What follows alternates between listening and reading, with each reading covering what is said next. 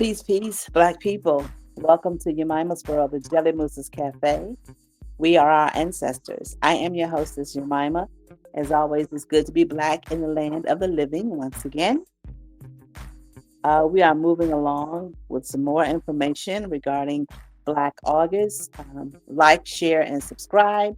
Share this information for someone who has no idea even what Black August is about. All right, so today we are remembering and honoring the Haitian Revolution, or we are remembering uh, the event that kicked it off and what happened. Ooh, we're getting a storm here, so if you hear any rumbling in the background, that's just Shango letting Oya know he's home. All right, so let's talk about what happened before the Haitian Revolution really kicked off. So it took place in what was then called Saint Domingue. And there on this night, you had the enslaved population, or part of the enslaved population, to come together to plan their revolt. And it was the first successful slave revolt where it began or was the grounds for recognizing the first Black Republic. Okay, but what if it wasn't just political? What if it was spiritual? And it was. It wasn't just men that rose up, but it was the African gods and the African ancestors that went into battle along beside them. They were able to hear from their ancestors and from the um, African gods. Now, well, let's talk about Saint Domingue. Um, in the 18th century, Saint Domingue was a French colony, and it was one of the wealthiest colonies in the world. And the reason it was the wealthiest was because it was producing coffee and sugar. And it was selling those things to all the other parts of the world. Well, they weren't, but the enslavers were selling those services and goods and services to all the other parts of the world. Now, during the time of the Ma'afa, during when it was Saint Domingue, there were over 500,000 Africans that were enslaved, and their treatment was absolutely brutal. Their lives were sacrificed daily. The longevity of an enslaved African once they reached Saint Domingue were about maybe 10 years, if that. But the planters were becoming increasingly wealthy. But they didn't just steal bodies, they were trying to obliterate the spirit of the Africans. Their ancient practice of voodoo were outlawed. Other ancient African spiritual systems were outlawed. They were demonized. It was beaten out of them. Um, the practitioners ended up uh, having to bury their sacred objects, and it was branded as evil and just like they were just crazy people. But voodoo, like we know, a lot of African spiritual systems is very resilient. It's a profound spiritual tradition, and it refused to be extinguished. It survived. It survived in songs. It survived in symbols that were etched and you could see in everyday objects. It survived in prayers that were whispered beneath the breath. It was disguised underneath Catholic saints, and they would have their saints. They would appear to be praying to Catholic saints, but they would be praying to their own saints and their own deities, saints and deities older than Europe itself. They didn't forget. They did not forget. They remembered everything about their practices. And so on tonight's, on the 14th, in 1791, they gathered in a place called Boys Cayman. Um, they, they were remembering the things that had they had learned before they left Africa. And even though they may not have all come from the same place physically, it was still from the soil of Mama Africa. Now, there was a woman there. She was a voodoo priestess, a mambo priestess, and her name was Cecile Fatima.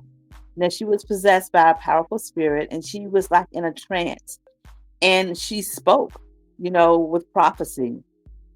Um, her words were very authoritative back then. Even Africa women had authoritative positions when it came to spirituality. Much like here in the Black church, you'll find that most of the people in Black church are Black women. They made sacrifices with using pig's blood, and they made offerings, and they did that to seal the pact. Um, in this moment, it didn't just spark something in them to rebel. You know how when they say Jesus died, when Jesus gave what they call it giving up the ghost, meaning he died, that the veil was ripped and the two worlds became one. That spiritual and physical world became one. And the same thing happened in Boys Canaan. It tore open a spiritual veil, and the flames that it ignited, it engulfed the plantation. And they weren't like fires of them revolting or fighting back, but they were like sacred offering. Every plantation that burned was burning like it was a sacred altar. They had machetes, and they were wielding their machetes. In the wielding the machetes, they were prayers. Um, the spirits that they called on, that they were using to revolt again were the spirits of Africa. The power of voodoo was in each and every one. With each strike of the machete, they were remembering a time when one of them had been dehumanized. They were remembering when their mothers had been SA'd and when their children had been sold away or beaten. They remembered being worked literally to death. And so they were there, and you know they set it off basically. Now, at that time when it was Saint Domingue, there were surrounding islands, and Hispaniola was also one of the islands who were uh, enslavers as well, and they got it too. They were able to get it too. Now, there there was a man there as well, and his name was Dati Bookman.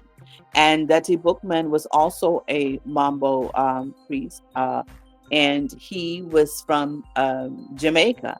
He had been sold from Jamaica to Saint Domingue, and he was also there with Cecile Fatima, where they gathered people together to do this ritual so that they can set it off. And they called on the Loas, saints like Papa Legba, um, Urzuli Dantor, those saints that they had remembered from Africa. And when they set it off, again, they just went through to the plantations, and they were just burning everything. It was, I just can't imagine uh, that night and how free they were becoming and how free they felt. Dutty Bookman supposedly gave a prayer, um, and I don't have the prayer, but the prayer says something to the effect of, give the white man back his God, and understand that our God sees us and sees our efforts and sees our strength and will go with us in battle. So he was basically saying, don't fall for the white man's okey doke when it comes um, to our strength. We don't rely on their gods. We are going to rely on the gods of Africa. And so after that, the following week enters Toussaint Louverture, and I will do an episode on when the revolution actually kicked off next week when we come to that day. But right now, tonight, I just wanted to just talk a little bit about the night that set it off. And I truly, truly believe that they didn't have what we have now where it comes to social media, but word absolutely spread because a lot of the Haitians, once it became Haiti, the name switched from Domingue to Haiti, and a lot of those who fought along beside Dutty and Cecile were sent to New Orleans or they went to New Orleans. Some even came to Virginia. And later on this month, I will talk to you about another one of our ancestors who set it off in August. And I have two more to talk about that set it off in August. And the Haitian Revolution was the catalyst, it was the spark that set off. And I have no doubts that the other revolutions began the same way with a sacred ceremony where the gods of Africa and the saints and the Loas and the ancestors of Africa, their spirits were invoked. I mean, think about uh, Alabama when that happened. The women again went down to the waters and stirred up the ancestors and our gods. And it gave us the strength to fight that day on that pier in Alabama. All right. So, again, tonight we honor and remember the Haitian Revolution. We remember Boyce Cayman, the place where it took, the area where it took place. We remember Cecile Fatima. We remember Dutty Bookman. And we thank you. We thank you for your strength. We thank you for your boldness. We thank you for your ingenuity. We thank you for not being fearful and understanding that the only way that you were going to get your freedom was to fight for it. So again, we salute you. We salute you, Dutty. We salute you, Queen Mother Cecile. We salute all of you. All right, that's it. Until next time, you know the drill. Love each other, love yourself. Give each other some grace, give yourself some grace. Honor our ancestors, they will honor you. Pour out some libations. I started my day off this morning pouring libations for those that have this ritual, this sacred ceremony, um, to again to spark the flame for the Haitian Revolution. So pour out some libations for those Haitians that did the daggone thing. We are our ancestors. Until next time, family. Peace.